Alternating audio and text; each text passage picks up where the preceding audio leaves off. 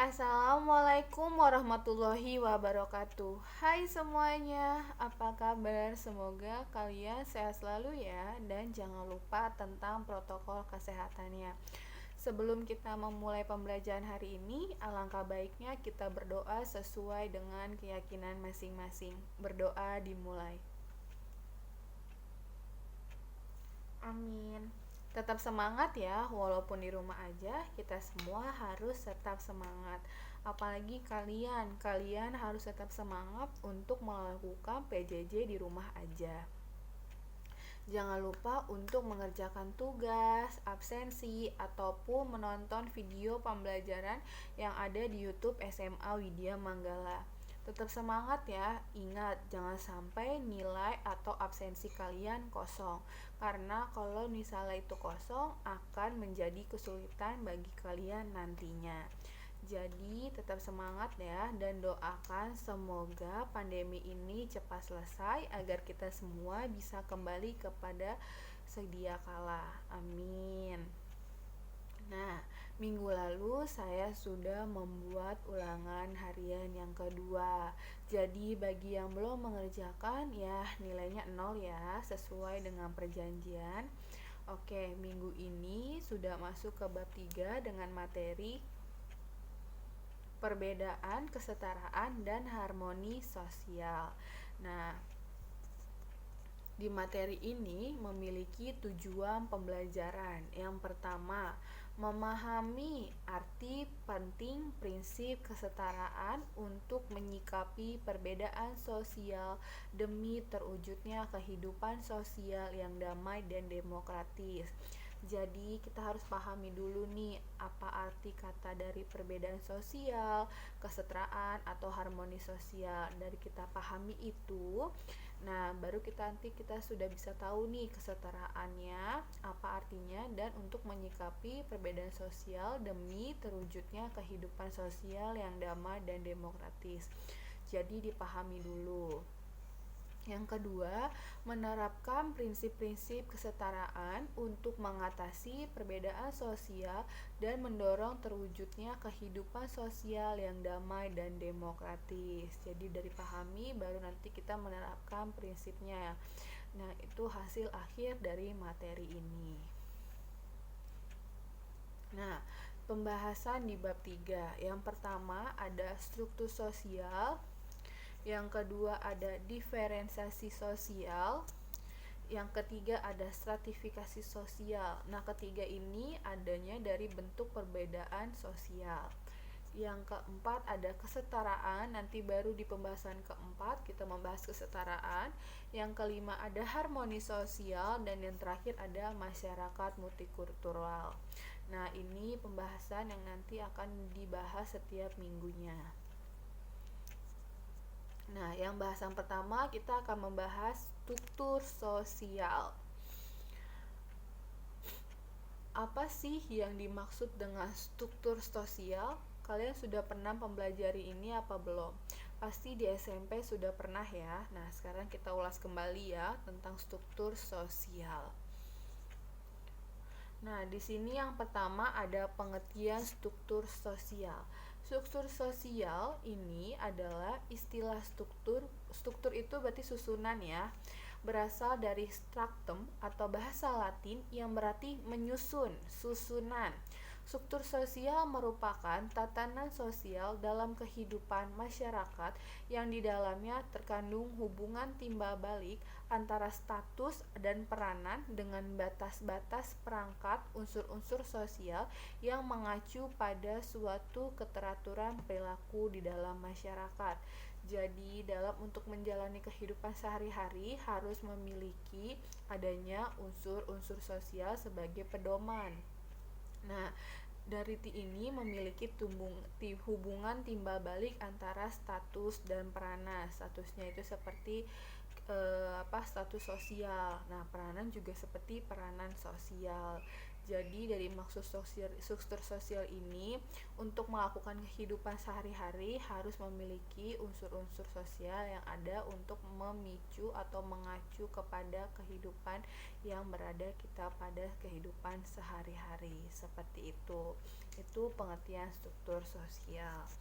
Nah, menurut para ahlinya adalah Surjano Soekanto melihat struktur sosial sebagai sebuah hubungan timbal balik antara posisi-posisi sosial dan antara peranan-peranan sosial. Hampir sama ya tadi pengertiannya dari beberapa pengertian. Nah, sederhananya itu yang tadi struktur sosial merupakan tatanan sosial dalam kehidupan masyarakat yang tergandungnya hubungan timbal balik antara status dan peranan sosial yang mengacu pada suatu keteraturan perilaku di dalam masyarakat. Itu yang pertama ada pengertian struktur sosial.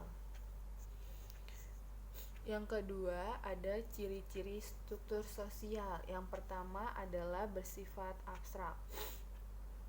Nah, bersifat abstrak ini maksudnya adalah tidak dapat dilihat dan tidak dapat diraba. Struktur sosial karena tidak dapat dilihat dan diraba yang merupakan hierarki kedudukan dari tingkatan yang tertinggi sampai tingkatan terendah. Nah, tadi itu status sosial ya, yang berfungsi sebagai saluran kekuasaan dan pengaturan pemenuhan kebutuhan masyarakat secara menyeluruh. Nah, itu dilihat dari apa tadi? Status dan peranan sosial. Jadi, status dan peranan sosial ini tidak dapat dilihat dan tidak dapat diraba. Jadi ia mengalir begitu saja seperti itu. Yang kedua, terdapat dimensi vertikal dan horizontal. Nah, maksudnya adalah struktur sosial pada dimensi vertikal adalah hierarki status sosial dengan segala peranannya sehingga menjadi satu sistem yang tidak dapat dipisahkan dari struktur status yang tertinggi hingga struktur yang terendah. Jadi disamaratakan, tidak bisa dibedakan. Selanjutnya ada dimensi horizontal. Dimensi horizontal seluruh masyarakat berdasarkan karakteristiknya terbagi dalam kelompok-kelompok sosial yang tertentu. Nah, misalnya contohnya tadi status kedudukan hierarki yang tertinggi misalnya ya rajanya semua dengan staf-stafnya, sedangkan yang rendah itu seperti masyarakatnya atau pembantu-pembantunya seperti itu. Jadi dilihat dari status atau peranan sosial yang tinggi sampai yang rendah. Jadi dimensi itu kan jarak ya antara yang tinggi dan yang rendah. Yang ketiga ada sebagai landasan sebuah proses sosial suatu masyarakat. Nah, maksudnya adalah proses yang terjadi dalam suatu struktur sosial termasuk cepat lambatnya proses itu sendiri sangat dipengaruhi oleh bagaimana bentuk struktur sosialnya, bagaimana terkait dengan status atau peranan sosialnya dalam kehidupan sehari-hari gitu. Yang keempat ada bagian dari sistem pengaturan tata kelakuan dan pola hubungan masyarakat. Nah, struktur sosial yang dimiliki suatu masyarakat berfungsi untuk mengatur berbagai bentuk hubungan antar individu di dalam masyarakat tersebut. Jadi satu kesatuan ya antara masyarakat dan memiliki hubungan antar individu. Dan yang terakhir, struktur sosial selalu berkembang dan dapat berubah agar tidak terjadinya permasalahan sosial seperti itu. Nah, yang C ada fungsi struktur sosial. Yang pertama adalah untuk fungsi pembelajaran. Nah, yaitu sebagai dasar untuk menanamkan sifat disiplin atau sifat disiplin ilmu sosial. Jadi dengan adanya pembelajaran ini nantinya kita bisa tahu nih disiplin sosial dalam sosial itu seperti apa gitu. Yang kedua, fungsi pengawasan sosial sebagai pembatas agar setiap anggota masyarakat berperilaku sesuai dengan norma atau nilai-nilai yang dianut masyarakat tertentu.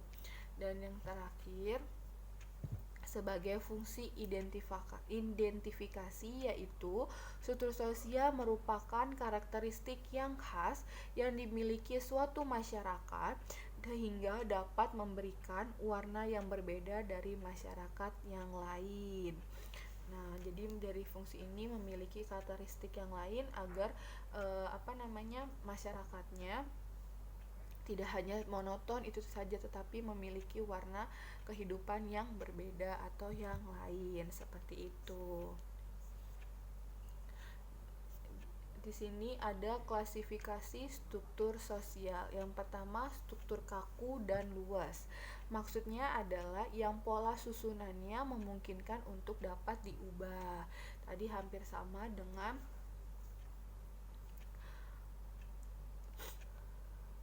fungsi struktur sosial. Ciri-ciri struktur sosial yang dapat diubah. Yang kedua ada struktur formal dan informal. Nah, kalau formal ini adalah struktur yang dapat diakui oleh pihak berwenang berdasarkan hukum yang berlaku. Ingat, formal. Sedangkan yang informal merupakan struktur yang nyata atau benar-benar yang ada nih dapat berfungsi bagi masyarakat, tapi tidak diakui oleh pihak berwenang dan tidak ditetapkan oleh hukum. Nah, kalau formal itu sesuai dengan wewenang dan ada ketetapan hukumnya, sedangkan informal diakui masyarakat tapi tidak sesuai dengan hukum. Yang ketiga ada struktur homogen dan struktur heterogen. Homogen adalah suatu struktur sosial yang unsur-unsurnya mempunyai pengaruh yang sama terhadap dunia luar. Sedangkan heterogen, struktur unsur-unsurnya yang mempunyai kedudukan yang berbeda-beda. Yang keempat, struktur mekanis dan statistik, yaitu struktur yang menuntun persamaan posisi dari anggotanya agar dapat menjalankan fungsinya dengan baik. Itu yang mekanis. Sedangkan statistik adalah struktur yang dapat berfungsi dengan baik apabila persyaratan jumlah anggotanya terpenuhi. Nah, kalau struktur mekanis dan statistik ini lebih ke kelompok masyarakat ya. Dan yang terakhir, struktur atas dan bawah. Atas ini pada umumnya diduduki oleh golongan orang yang memegang kekuasaan dalam bidang politik, ekonomi, ataupun sosial budaya. Nah, kalau bawah berarti masyarakat yang ada di bawahnya yang taraf kehidupannya relatif rendah. Dari klasifikasi struktur ini dapat disambungkan tadi juga dengan status dan peranan sosial yang ada ya, yang tinggi maupun yang rendah, seperti itu. Oke, sekian dari saya. Apabila ada yang ditanyakan dengan materi ini, kalian bisa WA saya.